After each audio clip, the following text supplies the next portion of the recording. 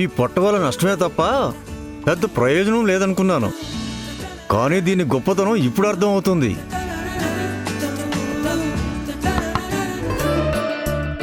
Yes come in. Good morning Sanjay. ఏమైందమ్మా? వర్క్లో ఏదైనా ప్రాబ్లమా? వర్క్లో కాదు, ఆఫీస్లోని ప్రాబ్లం. దానికి కారణం మీరే. ఏంటి? నేనా? నేనేం చేశానమ్మా? నా ఫోన్ నెంబర్ ఆకాష్కి ఎందుకు ఇచ్చారు?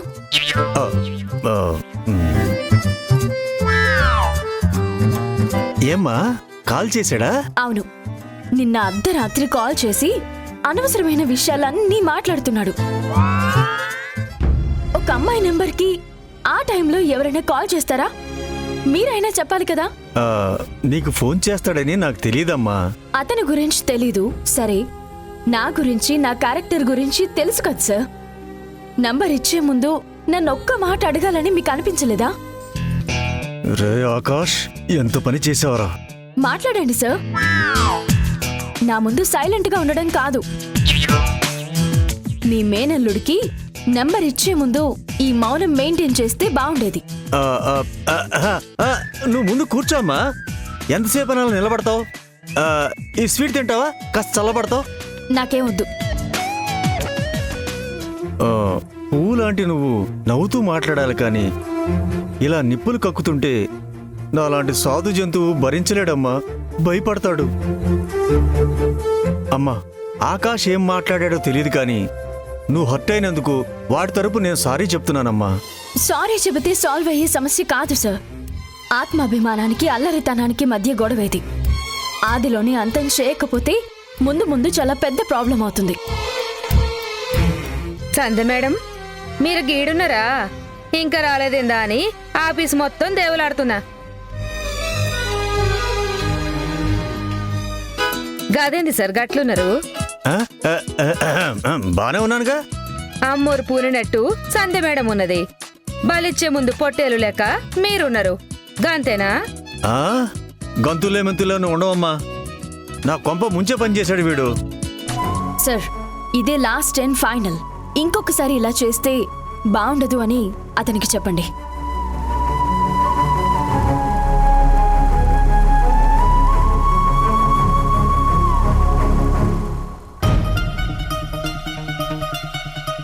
అంత డౌట్గా చూడడానికి ఇక్కడ ఏమీ లేదు. పని చూసుకో.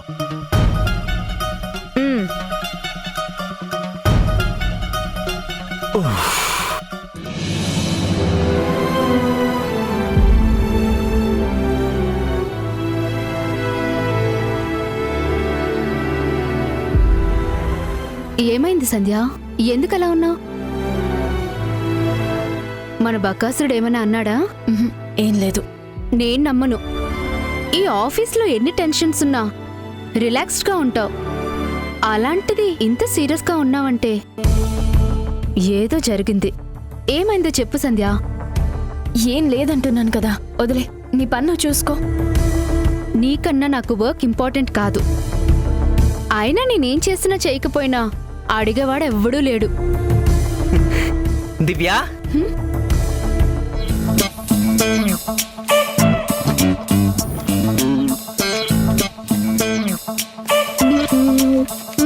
సండే బజార్లో షాప్ పెట్టుకునేవాళ్ళ ఎందుకు అంత గట్టిగా పిలుస్తున్నావు? ఇది ఆఫీస్ అని మర్చిపోయావా? అంటే నిన్ను చూసిన ఆనందంలో సౌండ్ ఎక్కువ వచ్చింది. ఇదే, ఈ ఓవర్ యాక్షన్ తగ్గించుకుంటే మంచిది.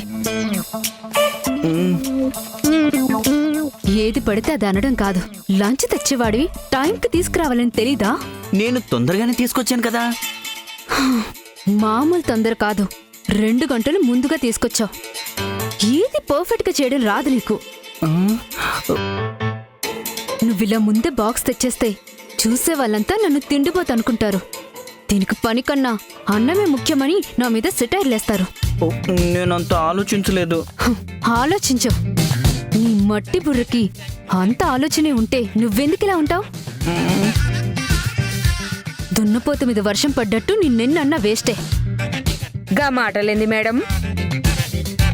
మొగుడిని గీసొంటి మాటలనే పెండ్లాన్ని దునియాలో ఏడ చూడలేదు. మోగునికి ప్రేమగా వండి పెట్టాల్సింది పోయి వంట చేసి బాక్స్ తెస్తే దున్నపోతానుడేంది? ఇది మా ఫ్యామిలీ ప్రాబ్లం దుర్గా, మధ్యలో ఇన్వాల్వ్ అవ్వకు. గీది ఫ్యామిలీ ప్రాబ్లం కాదు, నీ ప్రాబ్లం. ఇదిగో సారు, నువ్వు గిట్ల మెత్తగా ఉంటే నీ పెండ్లం గట్ల అరుస్తూనే ఉంటది. నువ్వు కూడా గట్టిగా మాట్లాడు. నా దివ్య కోపం తెప్పించడం నాకు ఇష్టం లేదు దుర్గా.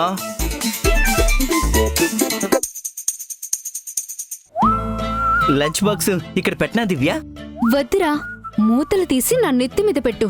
ఎండు చేపలు అమ్ముకునేదాన్లా ఆఫీస్ మొత్తం తిరుగుతాను. వద్దురే దివ్య, అలా తిరిగితే కూరలో నూనె మొత్తం నీ మొహం మీద కారి జిడ్డు జిడ్డుగా అయిపోతుంది. సంధ్య గారు, ఈరోజు ఒక స్పెషల్ కర్రీ ట్రై చేశాను. మీరు కూడా టేస్ట్ చేసి రివ్యూ ఇవ్వండి. నువ్వు పెద్ద ప్రపంచ ప్రఖ్యాత చెఫ్వి, నీ వంటలు రుచి చూడటమే ఎక్కువ అనుకుంటే రేటింగ్ కూడా ఒకటా? పోరా. ఓకే దివ్య, బాయ్.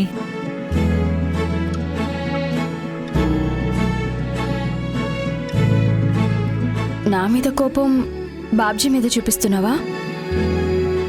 అలా ఏం లేదు, వాడితో నేనెప్పుడు ఇలానే మాట్లాడతాను. పాపం కదే. అవును, పాపమే. ఇష్టం లేకపోయినా నన్ను పెళ్లి చేసుకున్న పాపానికి వాడిలాగే అనుభవించాలి, అంతే. వాడి విషయంలో నేను ఇంతే.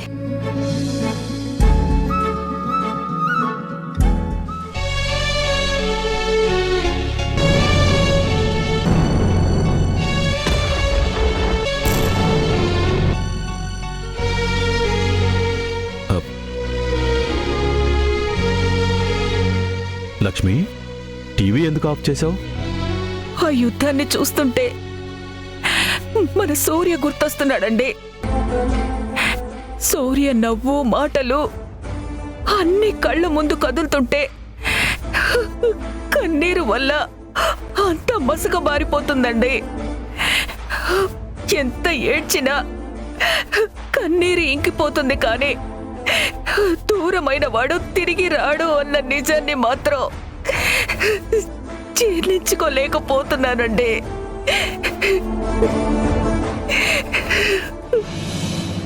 లక్ష్మి, దేశం కోసం ప్రాణం ఇచ్చిన ధైర్యవంతుడు మన సూర్య.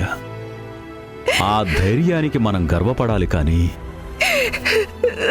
ఇలా బాధపడితే ఎలా చెప్పు? యుద్ధం జరగబోతుందని ఫోన్ చేసి అర్జెంటుగా రమ్మంటే ఒక్క క్షణం కూడా ఆలోచించలేదు. ఆ సమయంలో దేశ రక్షణ గుర్తొచ్చింది తప్ప ఈ కుటుంబం కాదు. మనం కూడా ఏ రోజు సూర్యకి అడ్డుపడలేదు. అంతెందుకు, ప్రాణాలు అడ్డుపెట్టి పోరాడతాడని తెలిసి కూడా సంధ్య ఆ రోజు ఎంత సంతోషంగా పంపించిందో నీకు గుర్తుందా? అవునండి, మనం చిన్నపిల్లల్లా బాధపడుతుంటే ఇద్దరూ పెద్దరికంగా మనకే ధైర్యం చెప్పారు. ఆ ధైర్యాన్ని ఎప్పటికీ మనసులో పెట్టుకోవాలి. ఆ జ్ఞాపకాలన్నీ కన్నీటికి దూరం చెయ్యాలే కాని తోడుగా మారకూడదు. నీకు గుర్తుందా లక్ష్మి, నెక్స్ట్ టైం లీవ్లో వచ్చినప్పుడు అందరం కలిసి ఒక్క బ్యాగ్ కూడా తీసుకెళ్లకుండా మన సొంత కారులో టూర్కి వెళ్లాలని చెప్పాడు. నచ్చిన చోట ఆగి అక్కడే వంట చేసుకుని అలా అలా చిన్నపిల్లల్లాగా సరదాగా గడపాలి అన్నాడు. అవునండి, ఆ అల్లరి ఇంకా నాకు గుర్తుంది. సూర్య నా దగ్గరికొచ్చి నీకు మనవడు కావాలా మనవరాలు కావాలా అంటే నేను సరదాకి ఇద్దరూ కావాలని నవ్వుతూ చెప్పాను. అప్పుడు సూర్య సంధ్య దగ్గరికి వెళ్ళి అమ్మకి అమ్మాయి అబ్బాయి ఇద్దరూ కావాలంట, ఒకే కాన్పులో ఆ కోరిక తీర్చే బాధ్యత నీదే అంటే సంధ్య సిగ్గుతో అక్కడి నుంచి పారిపోయిందండి.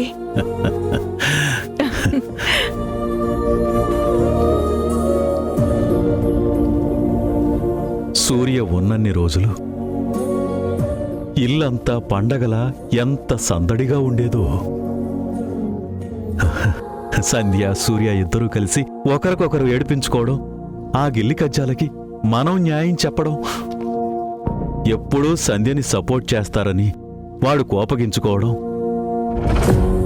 సంధ్య సూర్యని బుజ్జగించడం అంతా చూడముచ్చటగా ఉండేది. ఆ సంబరం సంతోషం 3 నాళ్ల ముచ్చటగా మిగులుతుందని కల్లో కూడా ఊహించలేదండి.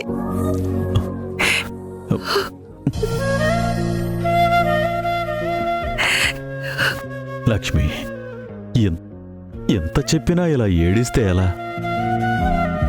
ఇదంతా ఆ దేవుడి ఆట.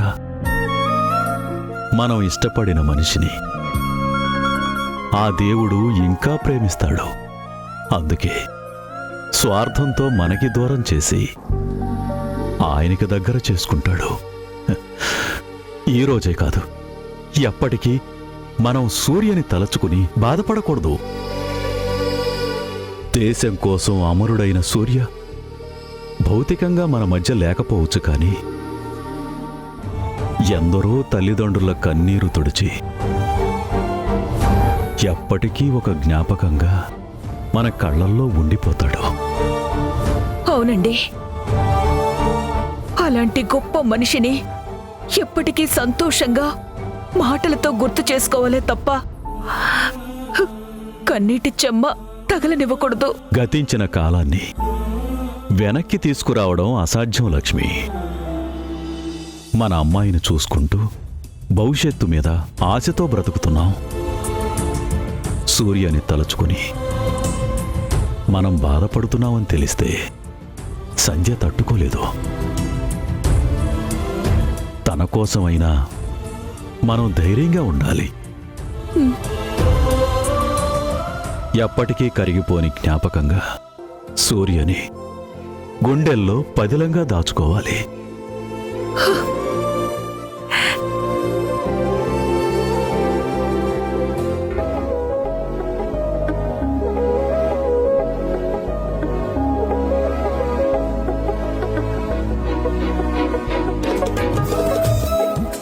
ఏంటి మావయ్య అలా చూస్తున్నావు? హగిస్తావా? దా.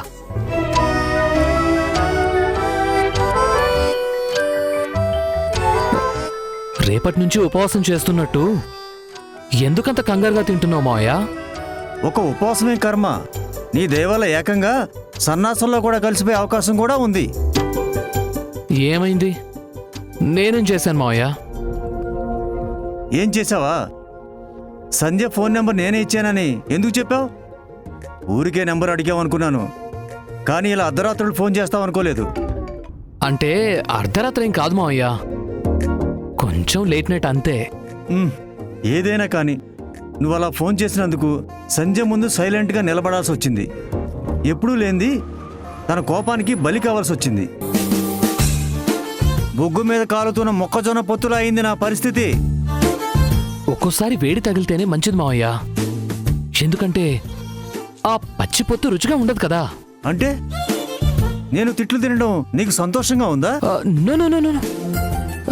నేనెందుకు అలా అనుకుంటాను? నా పెళ్లి పెద్దగా నువ్వంటే నాకెప్పుడూ గౌరవమే మావయ్య. నోరు ముయిరా, జోకులా? అది కాదు మావయ్య, యాక్చువల్గా ఏం జరిగిందంటే బస్సులు ఆటోలు ఏం లేకపోయేసరికి ఒంటరిగా ఇంటికి ఎలా వెళ్తుందో అని నేనే సంధ్య గారికి కారులో లిఫ్ట్ ఇచ్చాను. క్షేమంగా ఉన్నారో లేదో అని నైట్ కాల్ చేశాను, అంతే.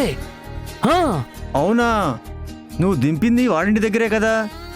ఏదో అడవిలో దింపినట్టు మళ్ళీ ఫోన్ చేయడం ఎందుకు? సంధ్య గురించి నీకు పూర్తిగా తెలియదు ఆకాష్. తను చాలా స్ట్రాంగ్ అండ్ ఇండిపెండెంట్ ఉమెన్.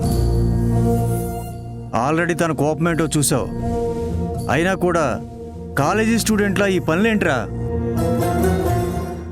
సంధ్య విషయంలో లిమిట్లో ఉంటే మంచిది. జీవితంలో కొన్ని సాధించాలనుకుంటే లిమిట్ దాటి ఆలోచించాలి మావయ్య.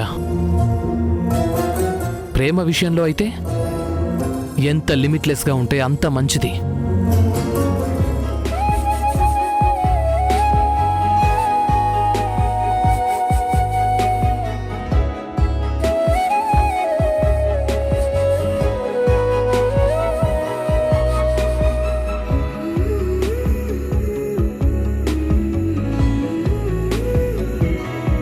ప్రేమ గురించి చెబుతూ అటు చూస్తున్నావేంట్రా? ఏంటి సంగతి?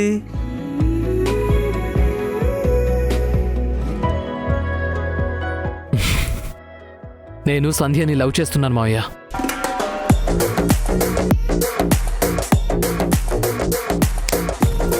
ఫస్ట్ టైం రెస్టారెంట్లో సంధ్య పేరు విని ఆమెను చూసి ఇంప్రెస్ అయ్యాను. మళ్ళీ ఎప్పుడు చూస్తానో తెలియని సమయంలో మన ఆఫీస్లో కనిపించింది. ఆ రోజు తన కోపం, కాన్ఫిడెన్స్ చూసి పెళ్ళంటూ చేసుకుంటే అది సంధ్య అని ఫిక్స్ అయ్యాను. Super Akash, super. నువ్వు పెళ్ళి ప్రేమని మాట్లాడుతుంటే వినడానికి చాలా ఎక్సైటింగ్గా ఉంది. అయితే నేను సంధ్యని పెళ్లి చేసుకోవడానికి ఇష్టమేనా? నిన్ను పెళ్లి కొడుకులా ఎప్పుడు చూస్తానో అని నేను ఎదురు చూస్తున్నాను రా. అందులోనూ సంజయ్ లాంటి అమ్మాయి నువ్వు సెలెక్ట్ చేసుకున్నావంటే ఇంకా హ్యాపీ. థ్యాంక్స్ మావయ్య, థ్యాంక్ యూ సో మచ్. కానీ ఒక్క విషయం మైండ్లో పెట్టుకో ఆకాష్, సంజయ్ అందరిలాంటి అమ్మాయి కాదు. తెలుసు మావయ్య, ఆత్మాభిమానం ఎక్కువ, అహంకారం చాలా తక్కువ. అందుకే ఆచితూచి అడుగు వేస్తున్నాను. చూసుకుని అడుగులు వేస్తే పర్వాలేదు, కానీ ఇలాంటి అల్లరి పనులు మాత్రం ఎప్పుడూ చేయొద్దు. నేనెంత అల్లరి చేసినా మేనేజ్ చేయడానికి, సపోర్ట్ చేయడానికి నువ్వు ఉన్నావు కదా మావయ్య. ఒక నిమిషం ఉండు.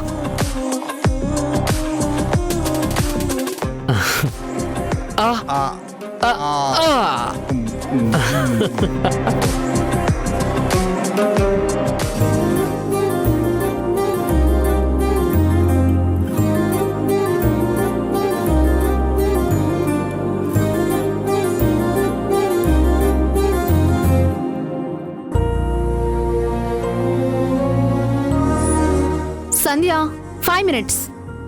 దేనికి? నువ్వు సిస్టమ్ లాగ్ ఆఫ్ చేసి నాతో సినిమాకి రావడానికి. ఇప్పుడు సినిమా ఏంటి? నేను ఫినిష్ చేయాల్సిన వర్క్ చాలా ఉంది. కావాలంటే నువ్వు వెళ్ళు. 3 minutes. 3 minutes అయినా నేను రాను. ఈరోజు ఈ వర్క్ ఫినిష్ చేయకపోతే రేపటికి పెండింగ్ పడుతుంది. ఎప్పుడు వర్క్ ప్రాజెక్ట్ లేనా?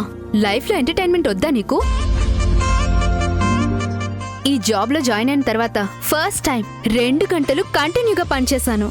ఇలాంటి శుభ సందర్భాన్ని సెలబ్రేట్ చేసుకోవాలా వద్దా?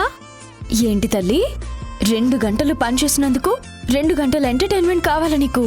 ఎస్, వర్క్ కి ఎంటర్టైన్మెంట్ కి నేనెప్పుడు సమన్యాయం చేస్తాను. నీ అంత అన్యాయంగా నేను ఆలోచించలేనమ్మా. నన్ను వదిలే. ఏంటి సంధ్య నువ్వు ఎంత రిక్వెస్ట్ చేస్తున్నా ఇలా బెట్టు చేస్తున్నావు? బెట్టు కాదు దివ్య గారు, మీతో రావడం ఇష్టం లేక నో చెప్తున్నారు.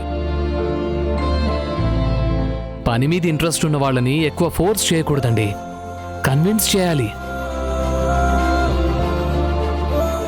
సంధ్య గారు, మీ ఆఫీస్ వర్క్ డిస్టర్బ్ అవ్వకుండా, మీరు నో అనకుండా నా దగ్గర ఒక అద్భుతమైన ప్లాన్ ఉంది. మీ వర్క్ అయిపోయిన తర్వాత మన ఇద్దరం సిటీలోనే బెస్ట్ రెస్టారెంట్కి వెళ్ళి మీకు నచ్చిన ఫ్లేవర్ పిజ్జా తిందాం. సంధ్యకి పిజ్జా బర్గర్లు అంటే ఇష్టం ఉండదు. అయితే ట్యాంక్ బండ్ చుట్టూ నడుస్తూ అసెంబ్లీని, లుంబిని పార్క్ని చూద్దాం. అక్కడ పొల్యూషన్ చాలా ఎక్కువగా ఉంటుంది కాబట్టి రాదు. మనకు మిగిలిన లాస్ట్ అండ్ ఫైనల్ ఆప్షన్, మీకు నచ్చిన మల్టీప్లెక్స్లో మూవీ చూద్దాం. మీ లాస్ట్ ఆప్షన్ నా ఫస్ట్ ఆప్షన్. సంధ్య దానికే నో చెప్పింది. నో చెప్పింది మీకు, నాకు కాదండి.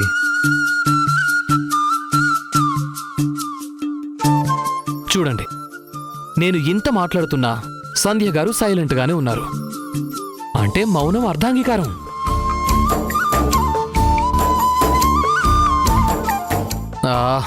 మిగిలిన సగం మనమే అర్థం చేసుకోవాలండి, అంతే కదండి? అర్థం లేకుండా అన్నీ మీరే మాట్లాడుతూ అంతే కదండి అంటే నేనేం చెప్పాలి? అసలు మీ ప్రాబ్లం ఏంటి? ఆఫీస్కొచ్చిన రోజు నుంచి బంకమట్టిలాగా ఎందుకు నన్ను తగులుకుంటున్నారు? నా పర్సనల్ స్పేస్లోకి మీరెందుకు వస్తున్నారు? అది కాదండి, వర్క్ ప్రెషర్ నుంచి మీకు రిలీఫ్ ఇద్దామని. నాకు రిలీఫ్ ఇవ్వడానికి మీరెవరు? నా కోసం నా బెస్ట్ ఫ్రెండ్ దివ్య ఉంది. తనతోనే పిజ్జా తింటాను, ట్యాంక్ బండ్లో తిరుగుతాను, మూవీకి కూడా వెళ్తాను. సిటీ మొత్తం తిరుగుతూ చాలా చాలా రిలీఫ్ అవుతాను. తెలుసా మీకు? పద వెళ్దాం. థ్యాంక్ యూ ఆకాష్ గారు. మీ మీద కోపం, చిరాకు నాకు ప్లస్ అయింది.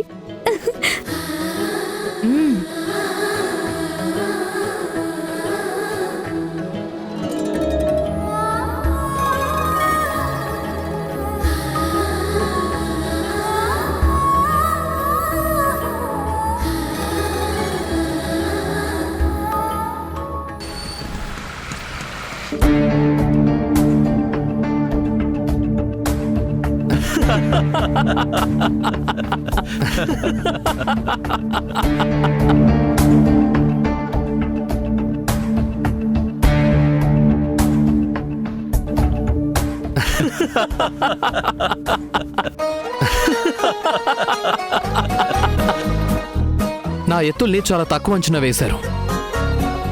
మీరు బలం అనుకున్న ఒక్కొక్కరిని నా గ్రిప్లోకి తీసుకున్నాను. ఇక మీరు తప్పించుకోలేరు.